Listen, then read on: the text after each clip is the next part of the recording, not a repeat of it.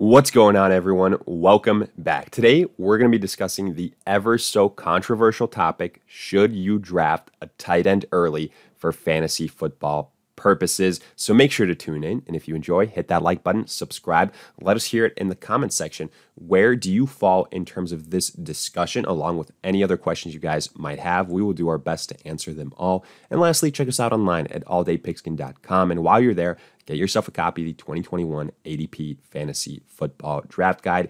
All the details in the description. But with that being said, let's get into it. And here you can see we have got our top rankings pulled up for all these overall players for the 2021 fantasy football seasons, rankings, ADPs, everything. And we will use this as a guideline during our conversation. Now, speaking of that conversation, what do we mean, first and foremost, by saying drafting a tight end early? How far does that extend in terms of rounds? Well, let's make this distinction right now. We're talking about the first two rounds. And we can probably title this episode, Should You Draft Travis Kelce Early On? Because after all, he is the highest ranked tight end, again, for 2021, as was the case for 2020, 2019. You get the point.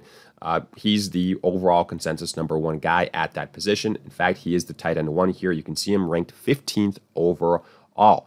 Now, again, though, we're not just going to theoretically be talking about Kelce, because somebody like a Darren Waller, George Kittle, they also do belong in that, tier one category. And sometimes, you can see all those three guys being drafted by the time the second round is over. But for the most part, we are talking about the Travis Kelces of the world because they have the highest average draft position, which means they're the guys that are being drafted the highest. You're going to see a Travis Kelce being drafted in the first round. You're not going to see a Waller or a Kittle drafted that high. So again, in terms of rounds, then we're talking about the first and second round, because once we get to the third, fourth, fifth round, etc., like you don't expect a Travis Kelce to fall that far to you. And by that time, you should theoretically have been able to get two great additions on your team that can carry your squad, like two running backs or running back and a wide receiver.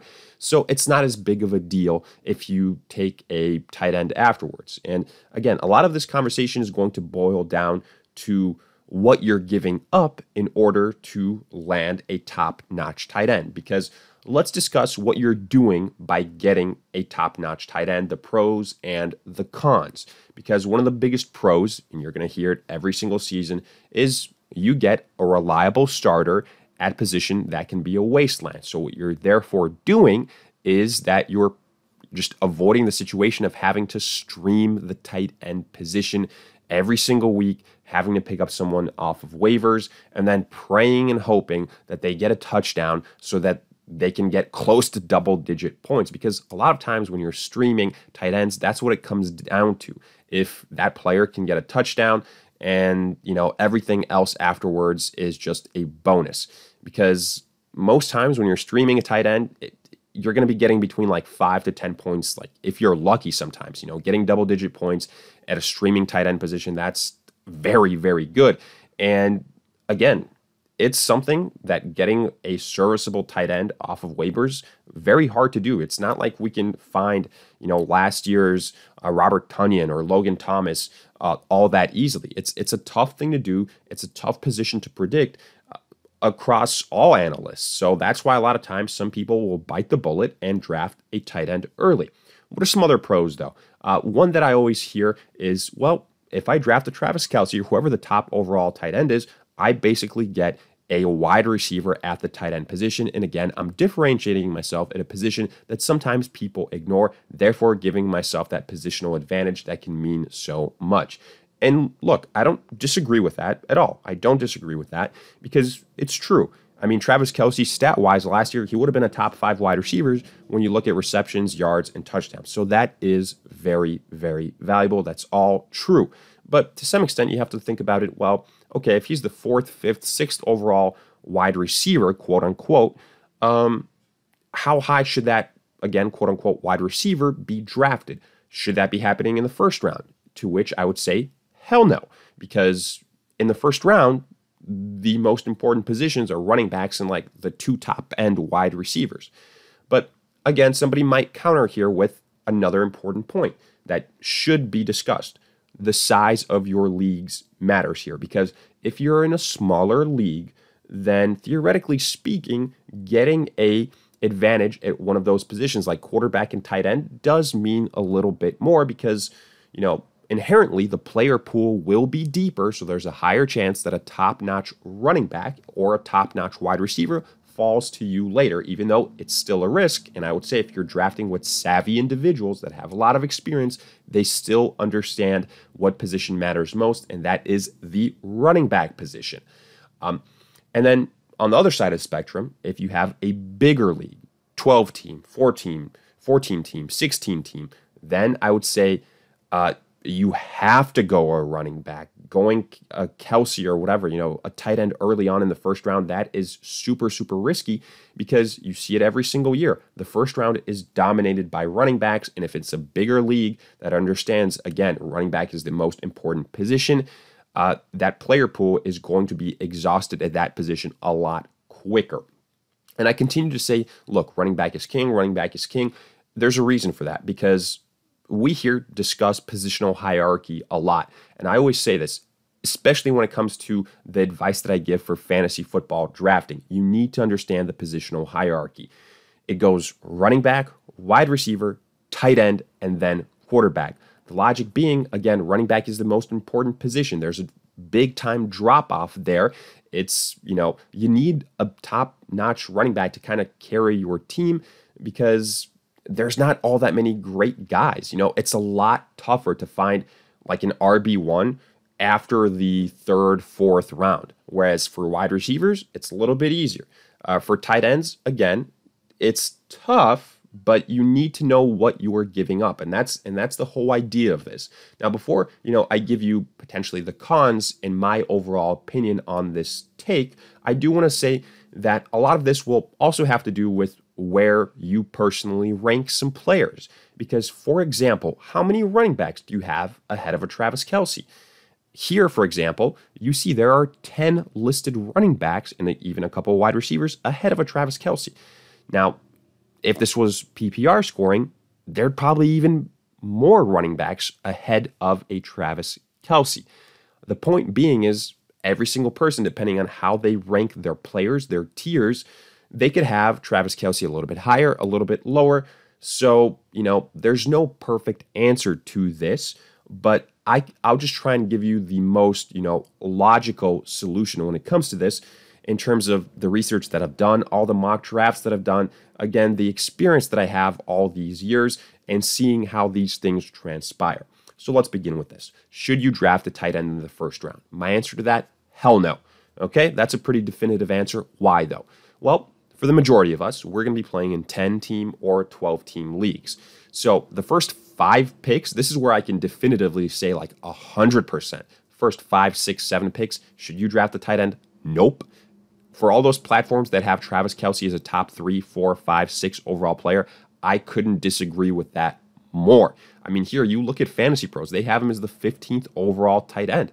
That translates to a second round pick. That's how I think it should be because I can't get behind the idea of you drafting a Travis Kelce ahead of a Jonathan Taylor, a Nick Chubb, and Aaron Jones, and Austin Eckler. Like those are RB1 type of talents. And if you're passing up on those guys to get a Travis Kelce, then here's the big idea. What happens in the second round? What happens afterwards? Well, there's probably going to be a run on that position, and you're not going to have all that many choices as far as top-notch running backs are concerned. And, a way you can make this even tougher for you is if you go Travis Kelce and then a wide receiver. If you go a wide receiver, then Travis Kelce, that would be, in my opinion, the worst possible combination to start out. Because again, I always say this, in the first 2 rounds of fantasy football drafts, you need to come out with at least one running back. And typically what I try and do is come out with 2. But again, it all depends on value. It all depends on who falls to you. So in the first round, basically what I'm saying is I would not be touching a Travis Kelce at that point in time. The reason being is you have so many running backs and it's so important. You don't want to risk it at the running back position and say, okay, maybe I potentially might have a guy fall to me in the second round that I really like, and so I'm going to risk it here taking a Kelce or some type of wide receiver. No, go get your guy at the running back position early on when that's what you're supposed to do. So In the second round, then we're talking, should you draft a top-notch running tight end there? Because typically, Travis Kelce is being drafted at the end of the first round, sometimes middle of the first round, and then second round, beginning of the second round, rarely in the middle of the second round, sometimes at the end of the second, which what is actually funny about that is I'd kind of agree with that point. Towards the end of the second round, early third round, if Travis Kelce is there, then great, because what actually happens at that point is your turnaround for your next selection isn't all that long. So you can still get, again, that difference-making tight end and then get pretty quickly, hopefully, a running back that's still there, a top-notch wide receiver that's still there. So that's the beauty of that situation, having, the ability to have a quick turnaround towards the end of that second round to potentially get a Travis Kelce.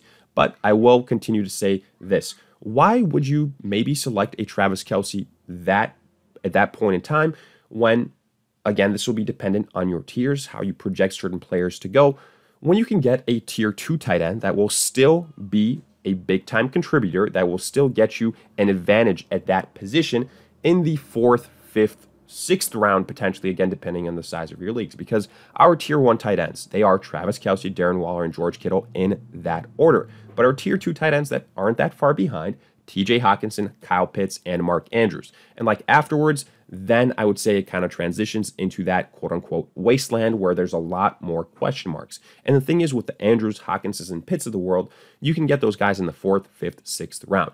And that's personally what I prefer to do. Because, sure, you can get a Travis Kelce in the second round. But by doing so, again, what you're essentially passing up is getting maybe a second RB1. You're potentially passing up on getting a top 3 wide receiver, which in my opinion is more valuable than getting a Travis Kelce. That could be, a top 5 wide receiver when you can still get a pretty good tight end, again, in the 4th, 5th, 6th round.